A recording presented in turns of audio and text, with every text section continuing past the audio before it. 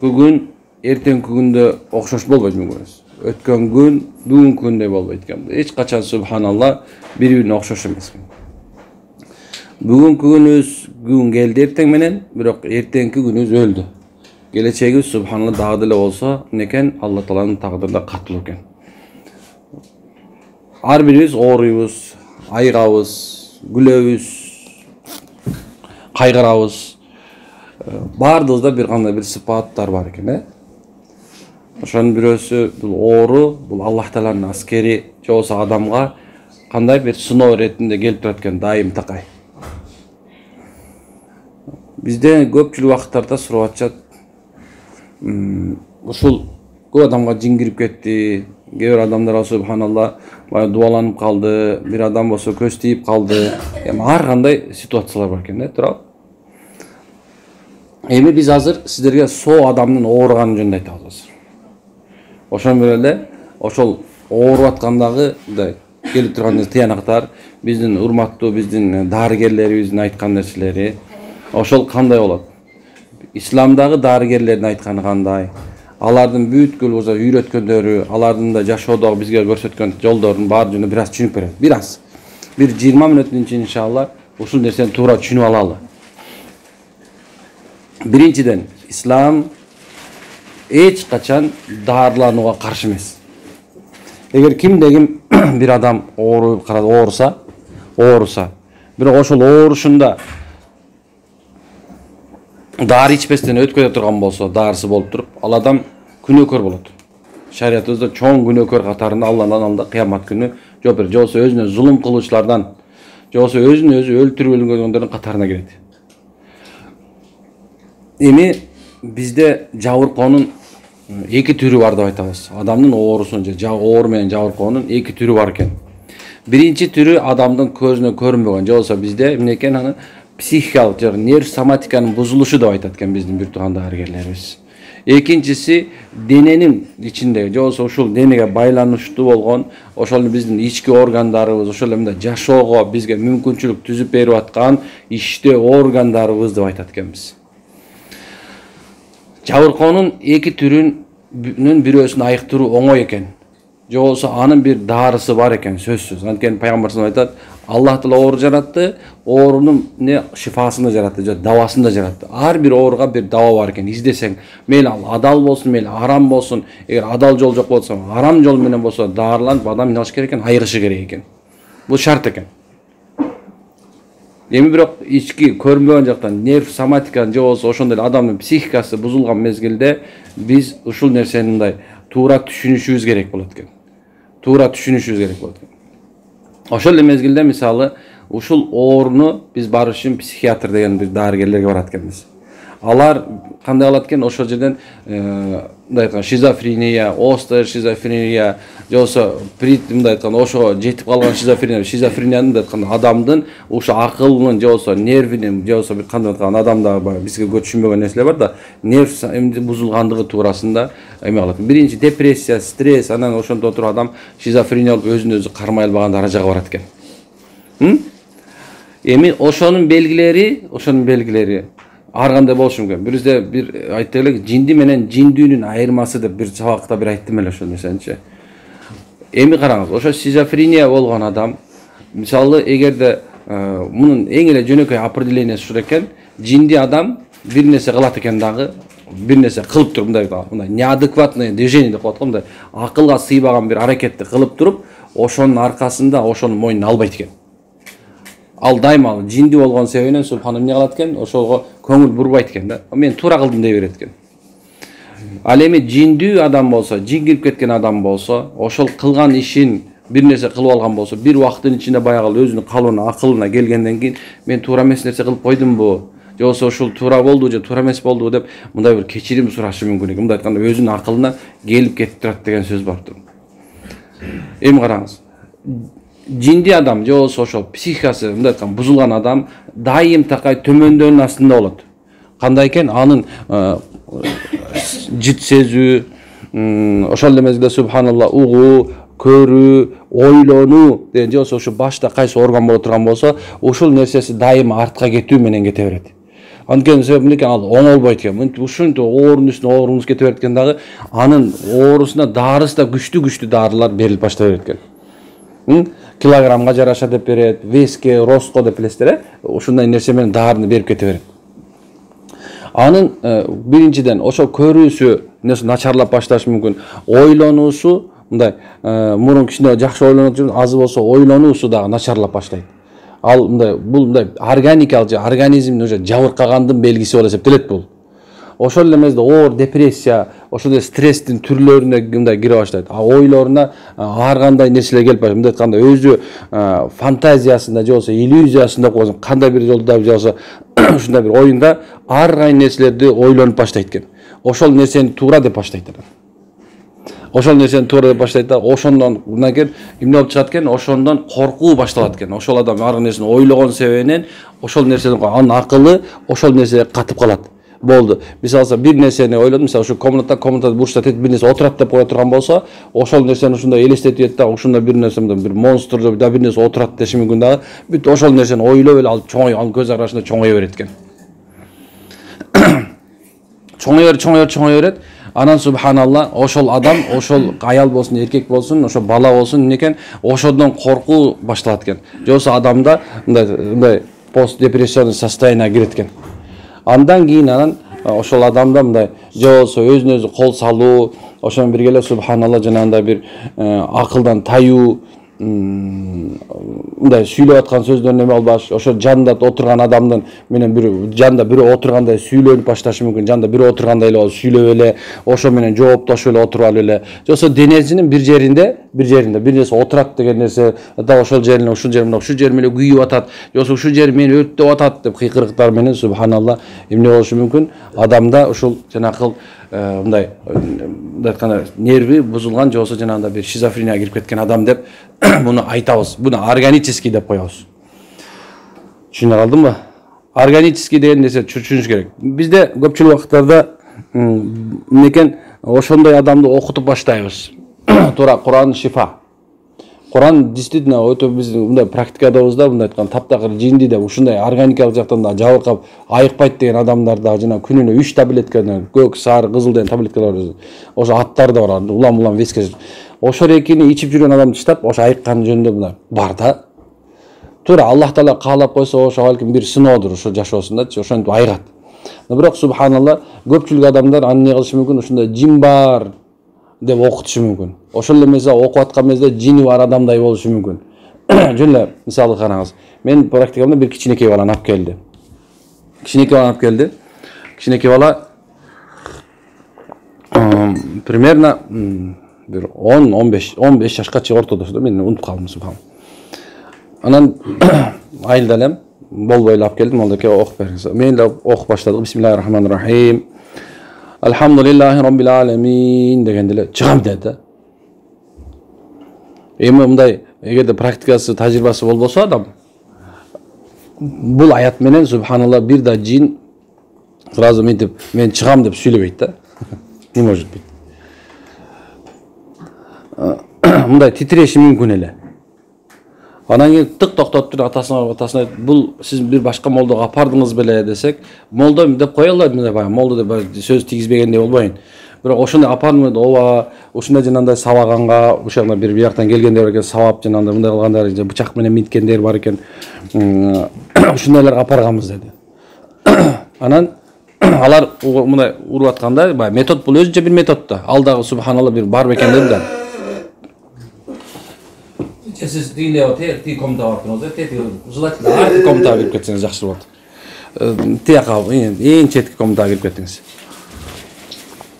Ar jakta komda barыңыз.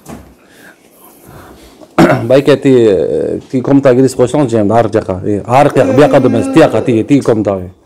Машалла. Анан баягыны өметип келгенде баланы атасынан сурай келгенде бир нече метод менен барып анан кийин баягы мындай уруп атканда, сайып атканда чыйык деп турат да, чыйык деп. Анан кийин ошо ал болезненный метод да, мындай бир чабат, мындай сайгылайт, определенный бир жанагындай өтө бир мындай кожалардын бир жанагындай бир мындай чувствительный жерлерине ушундай сайгылагандар бар. Анан ошондо адамдын денеси мисалы тийгенде ондай ысыгандар бар. Туура ушундайдан да жиндерде билип калгандар бар. Анан эмне болду? Ошентип субханалла баягы баланы чык деген акырында ошо тажагандан баласы чыгам деп калган. Любой эле молдого барганда бир нерсе ок баштаса мен чыгам деп кыйкырып баштайт да. Эмне өткөн ал уже бүт автоматически субханалла уже ошол нерсе анда пайда болду. Анан эми бул баланы мисалы бүттү уже. Ал бала психологически жабыркап калган болуп эсептелет бүттү. Ал өмүр бою анда менде жин бар экенин өтөт эми. Дегеним ушундай мындай айтканда анын жашоосунда субханалла көп чоң бир мындай өзгөрүү эми болушу мындай маловероятно. Мындай жакшы болбошу мүмкүн. Эмне үчүн ал бузулду уже. Дегеним ошондон кийин ойлонуп мындай жакшылап бир мындай эме отурган болсок, ушундай азыркы мен айткан мисалданчы көп убакыттарда бир адамдарда ошол жинге окшош бир нерсе болушу мүмкүн, бирок ал органический болот.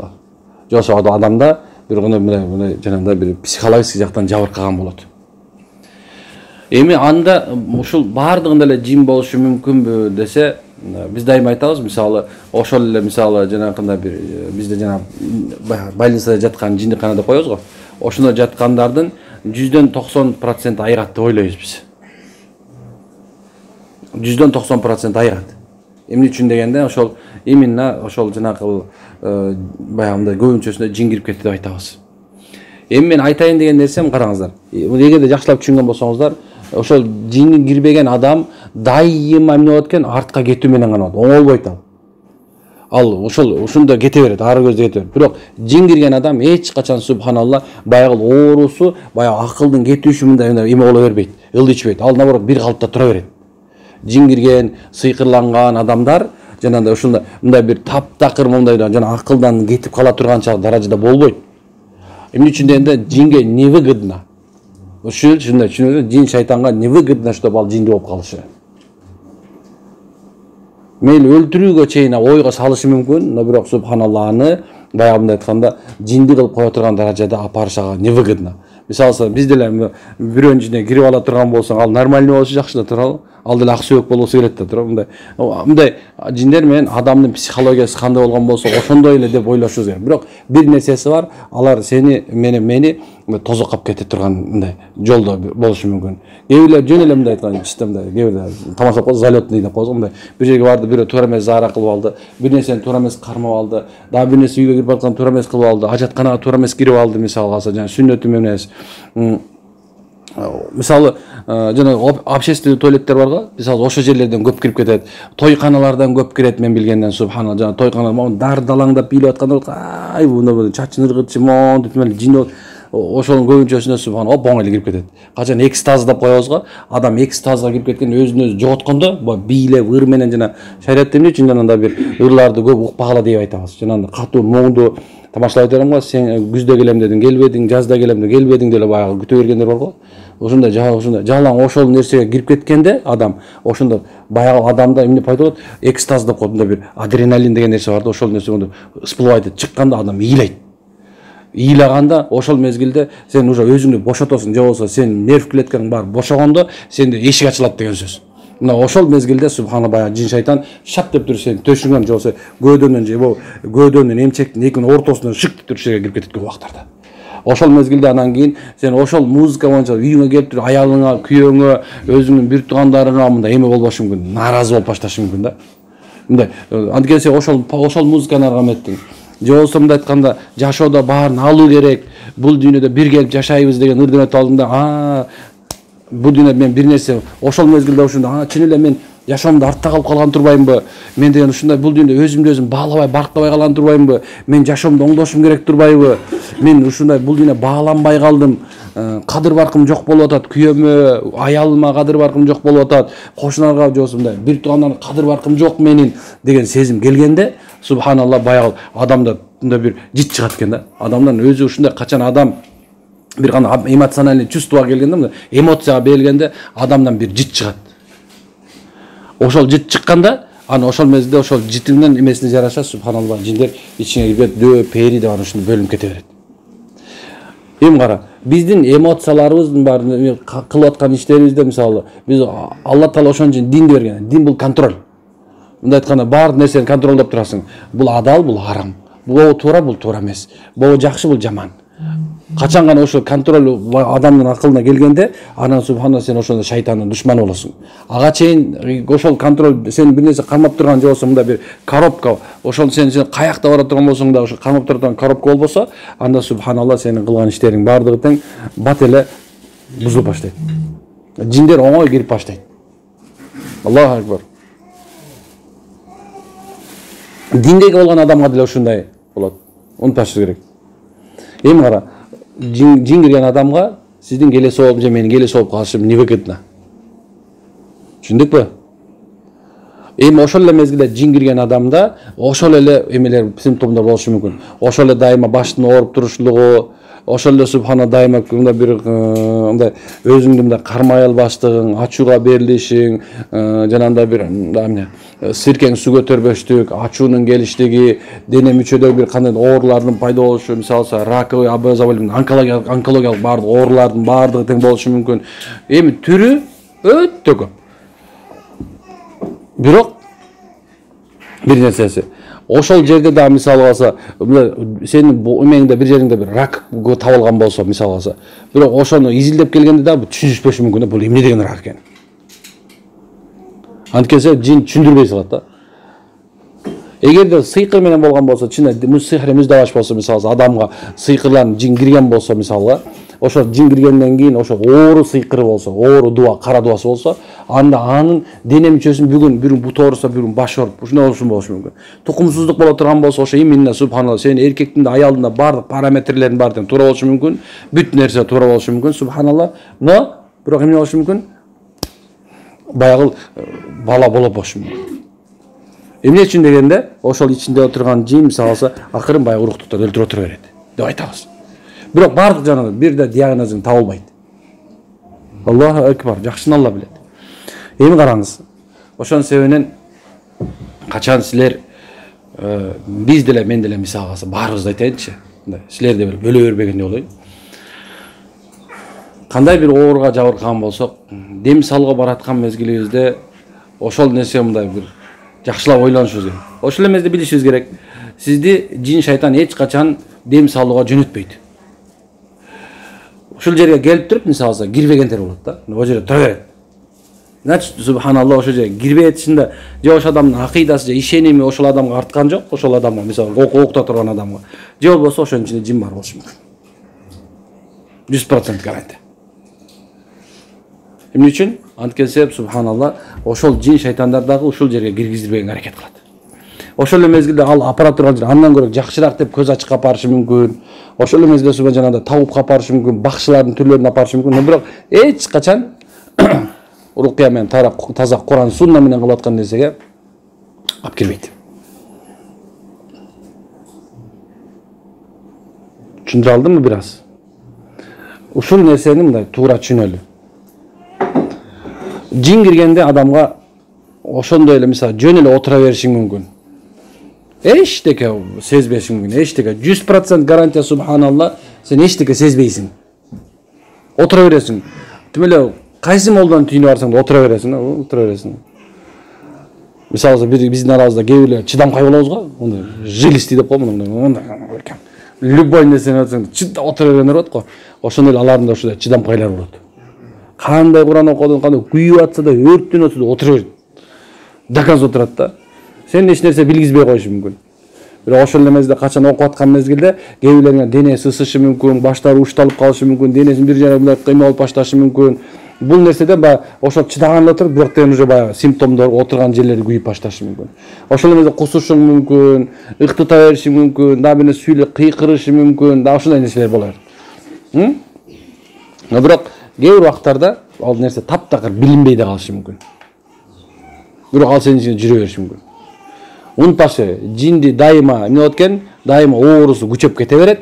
Ал эми меге жиндүү болсо, эч качан субханалла эмне болбойт? Мындай Керек болса жин кирген адамдар грипповать этип оорушу мүмкүн эмес. Азыр пневмонияда өзү чогулуп атабыз го.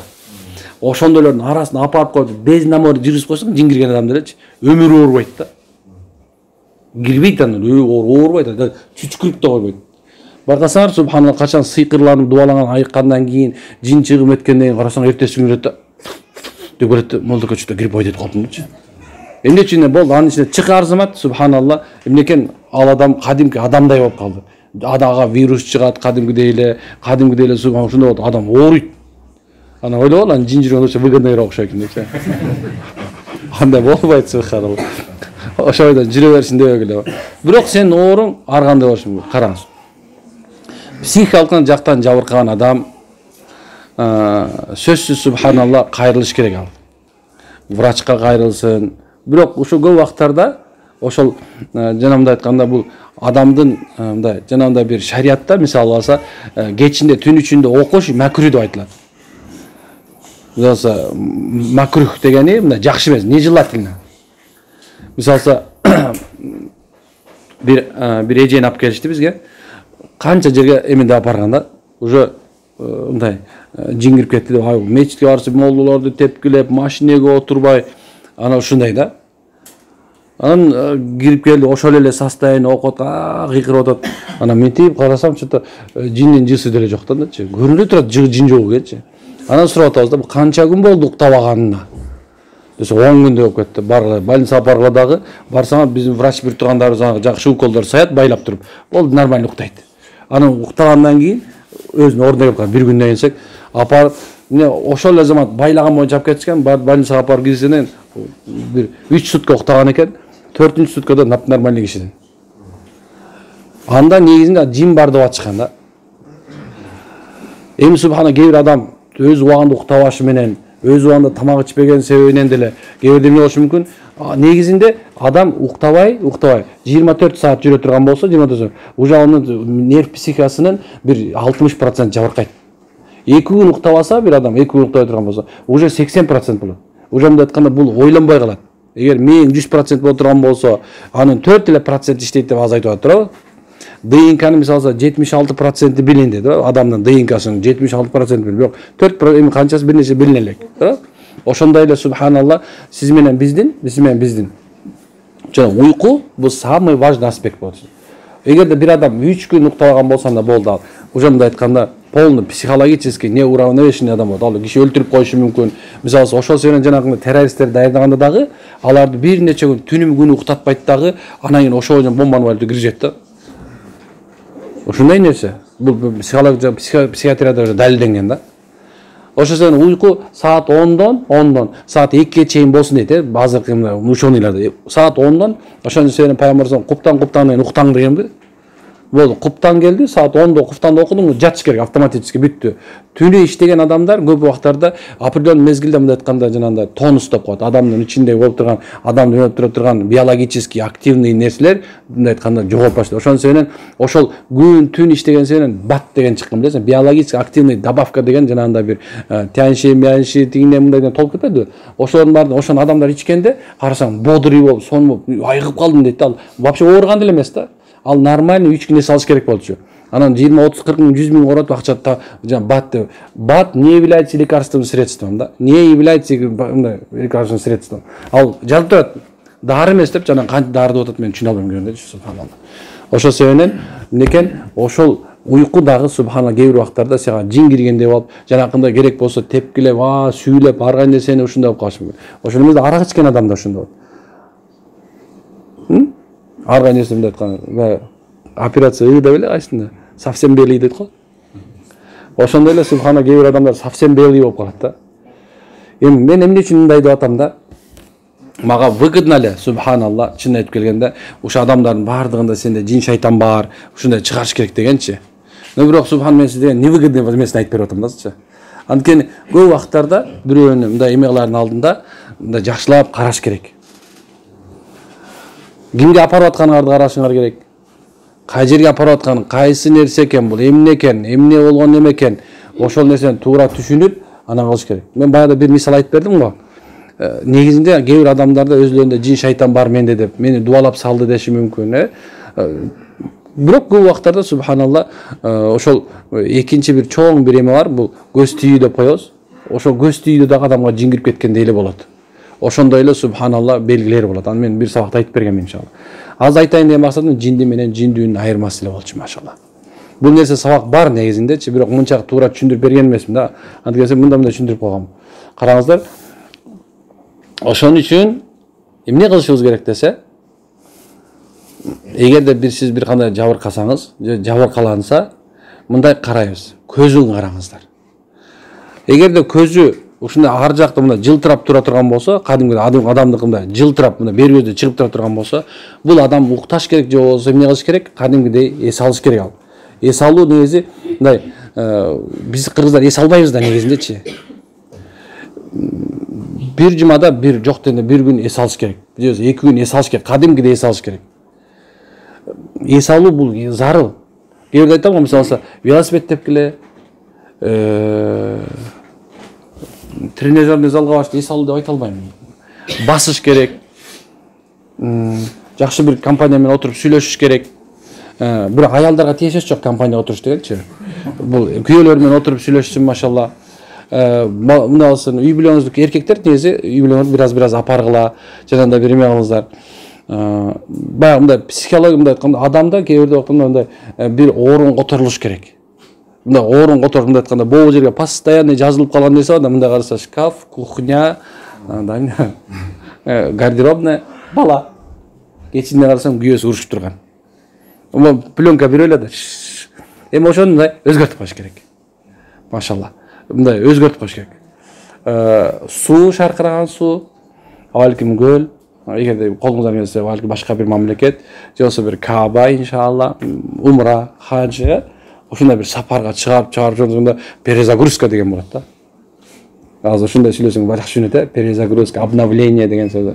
Перезагрузка, обновление кылып кое турган болсо, иншалла, ошол адам кээ бирде жанагындай туталанып, өзүнө өзү батпай, гыжалат болуп, ушинтип турган адамдар эмне болушу мүмкүн?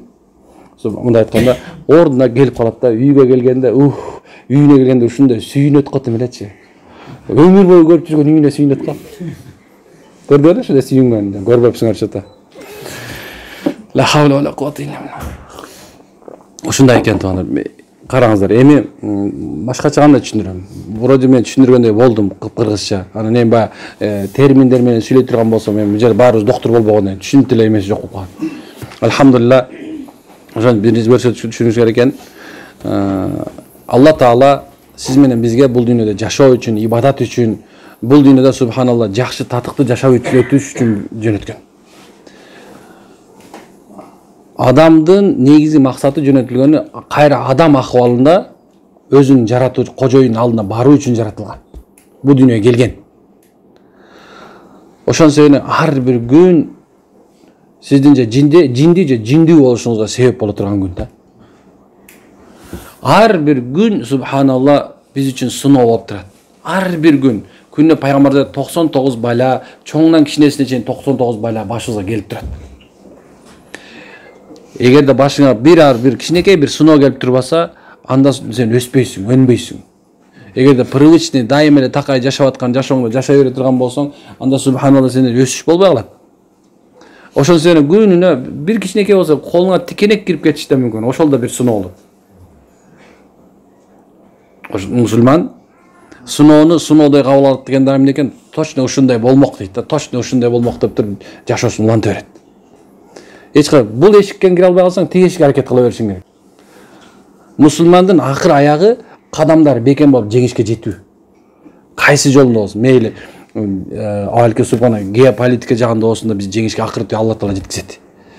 Бул дүйнөдө да, тиги дүйнөдө да иншалла Алла Таала эмне жеткизет? Толук жеңишке жеткизет. Жеңиш деген кандай десе, акыры бар бейиш экен машалла.